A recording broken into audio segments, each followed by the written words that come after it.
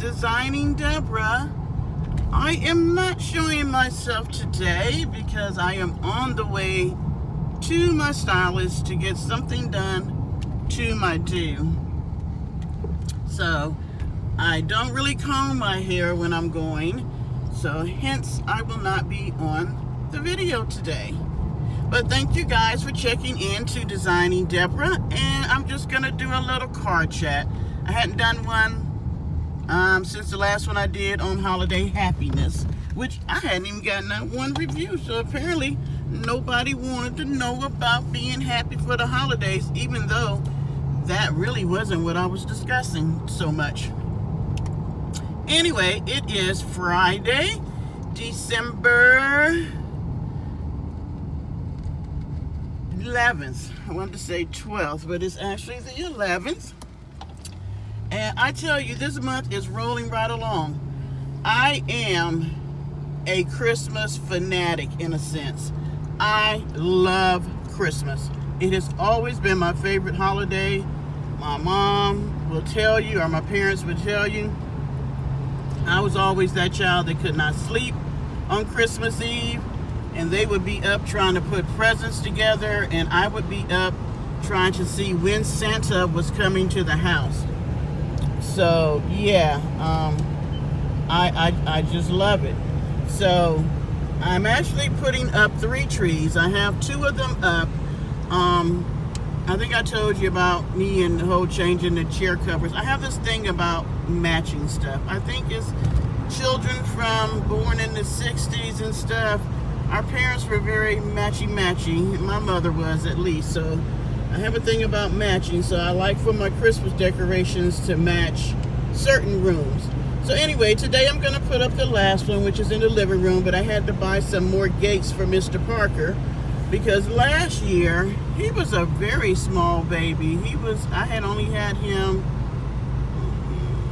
well, he had only been born. He was born in August, so he was only 3 months old. So he was a busy little puppy last year, and he ate the Christmas lights off of one of the trees.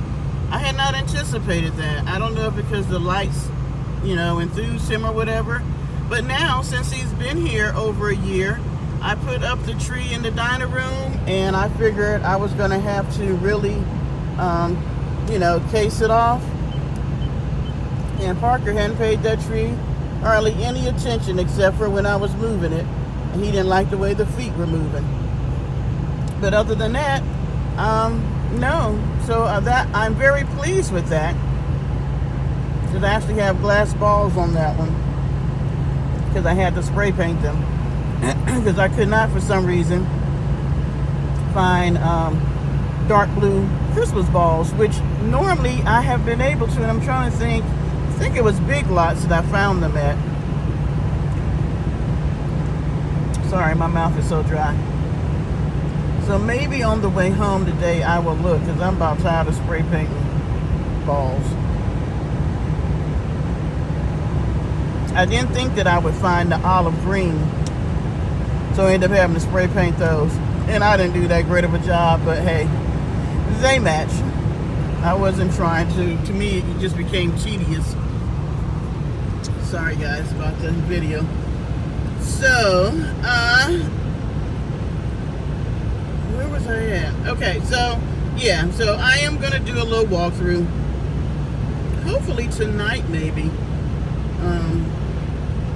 Because I can show the trees with the lights on, and then maybe I'll do one with the lights off. Do one at night with the lights on, then do one during the day where you can just see the decorations. Oh. So anyway, yes, I'm on my way to get my hair done, and this has been ongoing because either she was busy or had to cancel, or I was busy and had to cancel. So ever since I put that platinum in my hair, it seemed like it kind of thinned my hair out, and I'm having a lot of breakage, so I might get it cut all the way down and start over. And I don't know if it's breaking because of the treatments that was on there, because my hair is real funny acting, or is it because it's wintertime, and our hair sheds in the winter. So I'm going to let her take a look, and we will make a decision. And then I have a stress spot, which is in the middle of my head, which I hate, because somebody, taller than you, or you're sitting down, it's like they can see, look like you may have a bald spot. But yeah, the plight of the woman in her 50s and getting older. I used to have the thickest, coarsest hair, and now it's so wispy and paper thin. It really shocks me sometimes, because I was just so not accustomed to having such thin hair. I did want to talk about a couple of things. First, I wanted to send my condolences to Wendy Williams and her family. I had no clue that her mother had passed. That was just shocking. I don't know if she had been sick, because I don't watch the show every day. I watched it up until she had to be put in the hospital because she had, a breakdown. And then once it came back, I didn't really watch it. And so the other day, I think it was yesterday or the day before, I was just like, I like to see what she's wearing. Sometimes I really like the clothes that they style her in, then sometimes I'm like, not so much. But I wanted to see what she was wearing for the holiday season.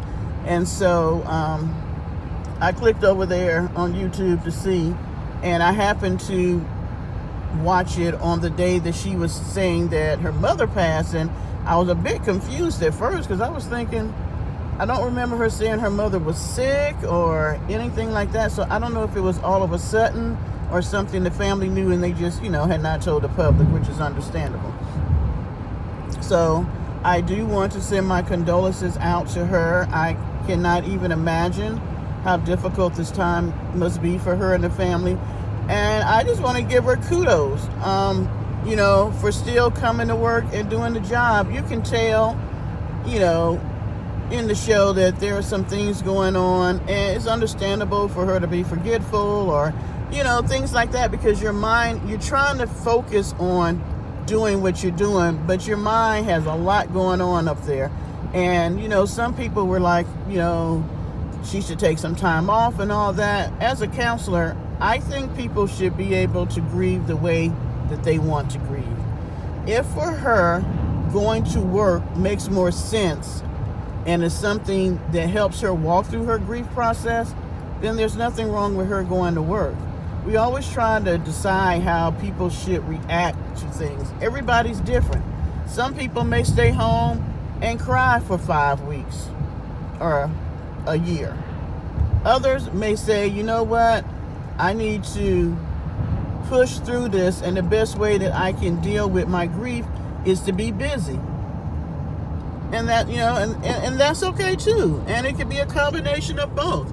However people choose to do it, it should be left up to them. So, Wendy, whatever you need to do to process this situation, it is still fresh and new.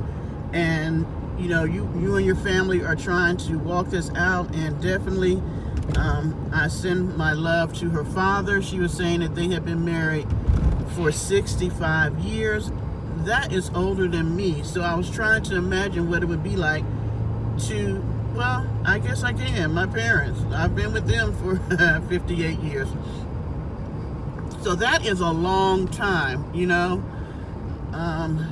to lose the love of your life and a person that you've spent that much time with. They know you.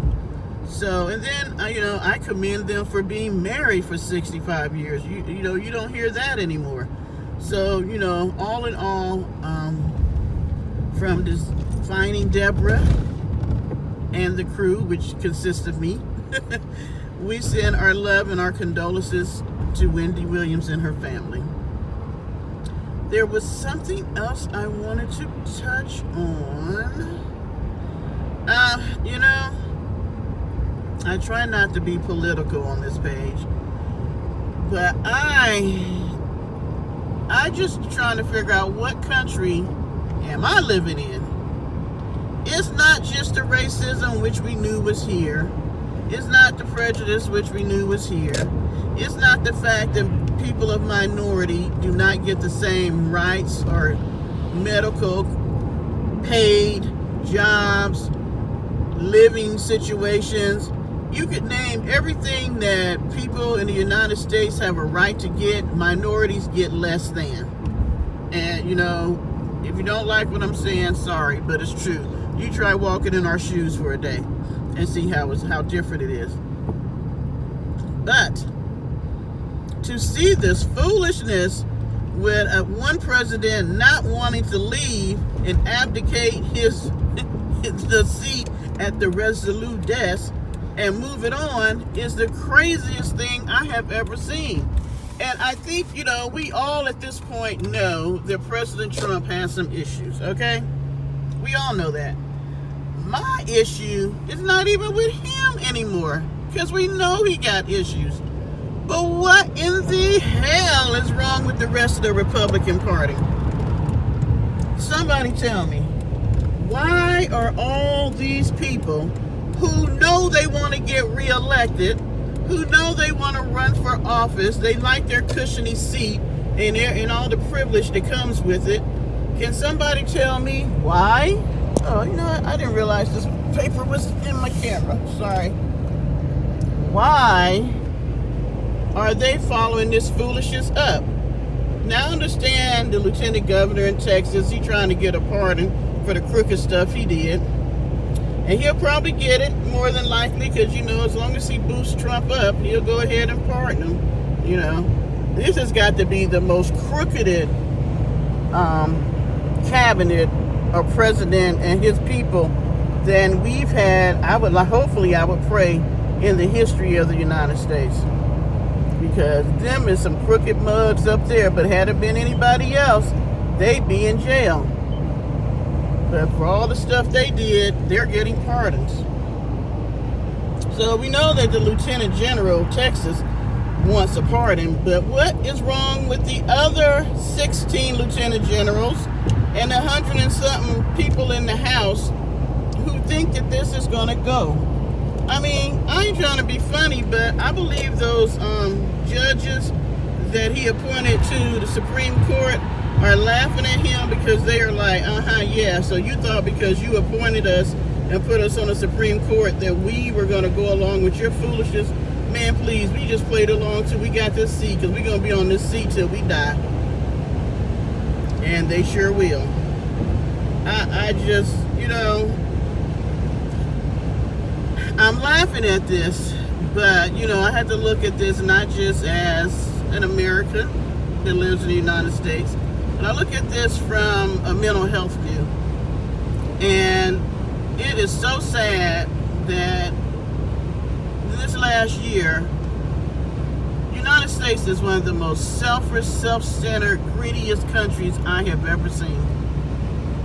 We can talk about other countries all they want for what they don't have and all this stuff, but this whole thing about making it, being at the top at the expense of others is so sad, because nobody wants to be without their basic needs, right? But not everybody's going to be a rich or multi-rich or wealthy or millionaires. It's just not going to happen. They're not going to let it happen.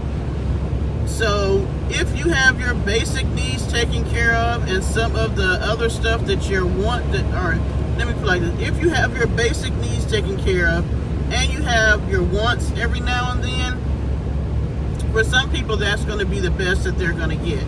Am I saying don't strive for more? Oh, heck no, I'm not saying that. But what I'm saying is don't do it at the expense of somebody else. Why do we want to make it so bad that we would step on, crush up, kill, violate, murder, destroy other people just for some money? And then the thing is, look at these people. I just want y'all, and then I'm going to get off the politics. Look at the people. Look at President Trump. Came from money. Dad made money crookedly, but he made the money. Family got money. He has money. Then he ended up becoming president of the United States by all the odds saying that he should not have. And yet, he is one of the most unhappy people I have ever seen in a long time. Because no matter what he manages to get or what he accomplished, he's still not happy because he still doesn't feel like it's enough, and he hasn't accomplished enough, and he hasn't made himself, I don't know, better than everybody else. And all this stems not because of the fact that he's so ambitious. It simply stems from the fact that his daddy was crazy as all get out, and he pushed all that foolishness in him. His daddy had the motto that, a loser is like the worst thing in the world. So this thing is eating this man up. Instead of him being able to say, you know what? Look what I managed to do. I managed to become the president of the United States. Yeah, I might have only served one term, but I am part of a very elect group. 45 people so far, 46 coming up, but I'm part of a very small group of people who can say that they did this. Did I do it all right? No. Did I know what I was doing? No.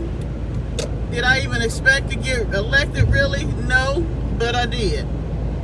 And now, instead of making your legacy be worse than what it already is, you could possibly do something in 44 days to make yourself look better, such as pass some relief, some stimulus, for the states, for the people, for the schools, for the healthcare workers, for the police officers, all these people that the states are trying to pay and running out of money, unemployment, all these things that need to be taken care of. You could have been had that taken care of, but you're choosing to look at the fact that you lost the race. The vaccine is coming out. That is an awesome feat that has been accomplished, but it's going to be frowned upon, or it's going to be a black shadow over that. Excuse me, because of what you're doing.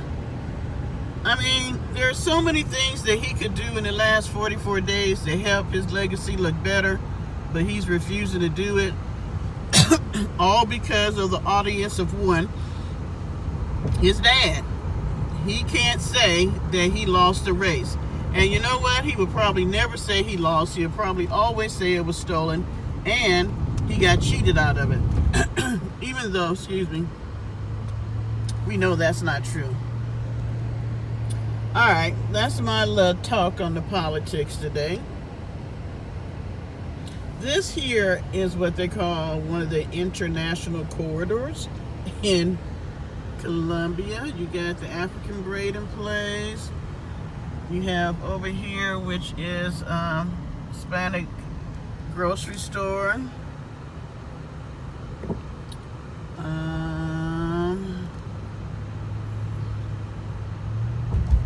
Over here, Egg Roll Express. Kimchi. If you've never had kimchi, it is awesome. Korean grocery store, Korean restaurants. We have an African grocery store down here also.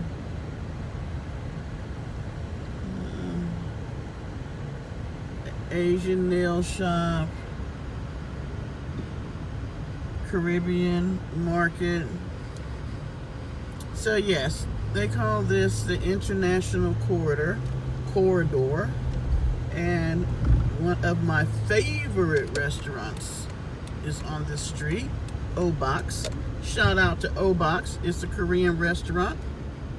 If you're ever in Columbia, South Carolina, and you like Korean food, their food is superb. Customer service is awesome. And if you've never had Korean food, you should check them out. They do have some couple of American dishes on there. But for the most part, we got you know what? I hadn't been over here. We got a Cajun seafood restaurant now. That was a Vietnamese restaurant. I guess it did not. They stayed there for a while. I don't know if it didn't go over well. But I'm going to have to try the Cajun restaurant out. A crab shack? Okay. Alright, good people. Thank you for letting me rant about the politics and chit-chat about absolutely nothing. I am up here where I am going to get my hair done, and I am 17 minutes late. Let me see if I can remember which one she lives in. So you guys have a wonderful, awesome day. Thanks for checking in, and I'll try to do another one here soon. Love you guys. Have a wonderful day, and thanks for tuning in to Defining Deborah. Bye-bye.